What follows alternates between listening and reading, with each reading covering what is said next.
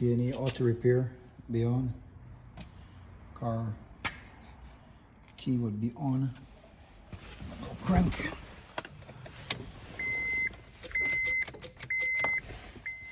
And just press here. Start it right up. On again. Voila. So you just run the actual switch, chain starter, chain ignition switch, relay. Something is intermittent, like some wire or something. So you run a separate switch. 1996 Honda Accord. Ignition on. No start. Customers came in, brand new starter. So I just run the wire one to the power. Nice with the oilet. Then run a separate wire down to the starter. Through the dash. Firewall.